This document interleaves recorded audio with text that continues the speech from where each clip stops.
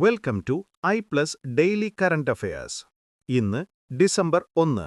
ഇന്നത്തെ പ്രധാന ആനുകാലിക സംഭവങ്ങൾ നോക്കാം.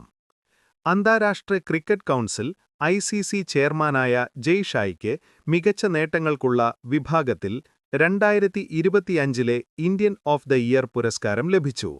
ക്രിക്കറ്റ് ഭരണത്തെ പുനർനിർവചിക്കുന്നതിലും നാഴികക്കല്ലായ പരിഷ്കാരങ്ങൾക്ക് വേണ്ടി പോരാടുന്നതിലും അദ്ദേഹം കാഴ്ചവച്ച നേതൃത്വത്തെ ഈ അവാർഡ് എടുത്തുകാണിക്കുന്നു. ഏഷ്യൻ പവർ സൂചികയിൽ ഇന്ത്യ 3-ാം സ്ഥാനം നേടി 40/100 സ്കോറുമായി പ്രധാന ശക്തി എന്ന പദവി നേടി.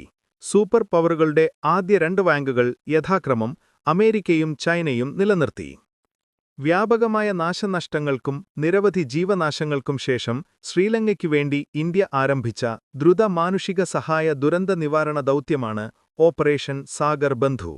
ഇന്ത്യയുടെ നെയ്ബർഹുഡ് ഫസ്റ്റ് പോളിസിയും വിഷൻ മഹാസാഗരം അനുസരിച്ചാണ് ഈ പ്രവർത്തനം നടത്തുന്നത്. NDRF, ഇന്ത്യൻ വ്യോമസേന, നാവികസേന എന്നിവ ഈ ദൗത്യത്തിൽ ഉൾപ്പെടുന്നു. ഡെയിലി കറന്റ് അഫയേഴ്സ് ലഭിക്കാൻ ഇപ്പോൾ തന്നെ ചാനൽ സബ്സ്ക്രൈബ് ചെയ്യൂ.